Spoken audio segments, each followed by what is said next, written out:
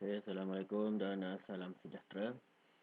Jadi dalam video ni saya nak tunjukkan kepada anda berkenaan dengan pirate form di mana yang sedia maklum kita install bersama dengan Teams, okey. Teams yang kita install sebelum ni, okey. Jadi first sekali kita display dulu kita punya website yang kita dah customize tadi secara overall, okey. Nanti menu nanti saya akan pergi dalam video-video yang seterusnya. Okey, kita pergi scroll sampai ke bawah.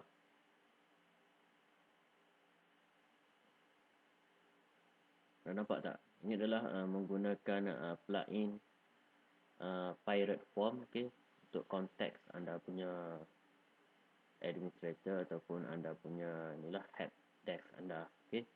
Jadi ia berada di bahagian plugin. Anda pergi ke install plugin sebab ia already dalam anda punya team, jadi dia recommend supaya anda install anda punya pirate form. Okey, ni sekarang dah install, tapi kalau tak ada, anda just pergi ke bahagian add new dan anda type sini pirate form. Okey,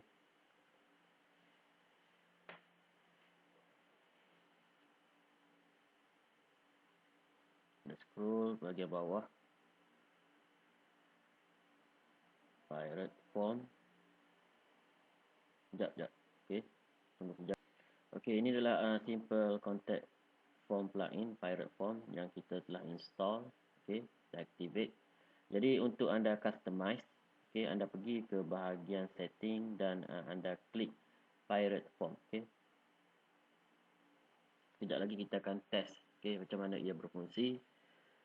Jadi kalau anda nak masukkan shortcode ni, dia punya shortcode, okey, masukkan dalam page ataupun form, okey, anda boleh masukkan. Okey, yang saya nak tunjukkan kepada anda adalah ni adalah option. Maksudnya kalau anda nak set supaya masuk ke dalam email mana, anda gunakan email mana, secara automatik apabila dia isi di bahagian sini, okey, dia akan sampai di email yang anda setting bahagian sini, okey.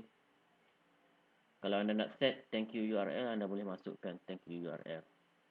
Okey, dan field setting, okey. Macam ni kalau default dia tidak akan tick bahagian attachment field. Okey, attachment field macam ni. Anda boleh pilih file dan masukkan gambar ataupun PDF file supaya pelanggan anda isi dan dia bagi file apa sekalipun untuk tunjuk kepada anda. Okey, jadi anda just save dan biarkan macam tu. Okey, anda boleh ubah dia punya field label, contoh nama, email, address, tajuk, message anda, hantar, contoh hantar message. Jadi sebelum kita tekan save, dia masih lagi menggunakan dalam bahasa Inggeris. Just kita save, tekan save dan kita refresh. Okey, anda scroll ke bahagian bawah. Okey, nampak tak? Nama, email address, tajuk, message anda. Okey, jadi kita nak test kita punya ni. Yang ni anda biarkan default saja alert message. Okey, kalau nak tukar dalam bahasa Melayu, anda just tukar bahagian sini. Okey, ni nak tukar message dah terima ke sebagainya, tak boleh tukar. SMTP just abaikan. Okey,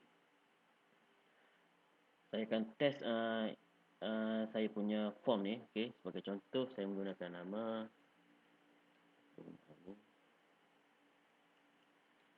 email address, contoh @gmail.com. Saya gunakan fake Gmail ya. Maksudnya saya tak menggunakan Gmail ni. Okey,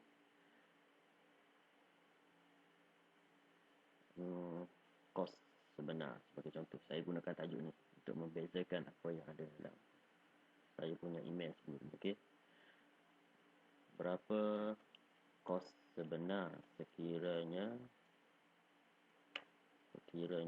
saya menggunakan khidmat SEO expert di luar sana.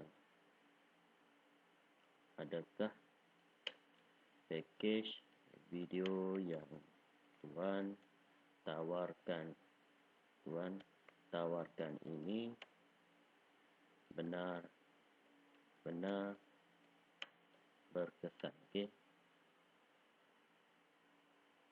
Kalau anda nak masukkan attachment, just klik choose file. Okay.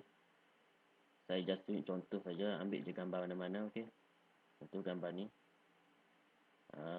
Gambar sebagai contoh, saya ambil gambar ni. Okay. Setting. Tak apalah. Ini sebagai contoh. Just klik hantar message. Okay. Anda klik hantar message.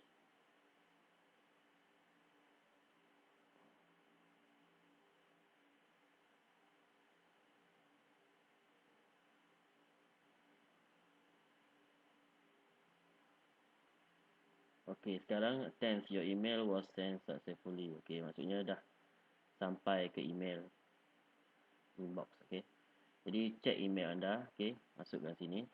Just anda refresh balik. Nampak tak? Contact on YouTube 0. Email address dan email Gmail. Kos benar. Tajuk kos benar. Maksud berapakah kos benar sebenarnya? Saya menggunakan khidmat SEO expert di luar sana. Ni attachment yang saya masukkan tadi. Jadi ia lebih mudah untuk anda apply dalam bisnes anda, sebab maybe prospek anda nak bertanya ke apa ke, jadi anda perlukan form. Okey, ini adalah simple form. Banyak lagi form yang ada dalam plugin WordPress. Jadi next saya akan tunjukkan bagaimana untuk anda install plugin yang penting dalam website anda. Okey, dan bagaimana untuk anda customize anda punya menu dan sebagainya. Okey, kita jumpa dalam next video. Assalamualaikum.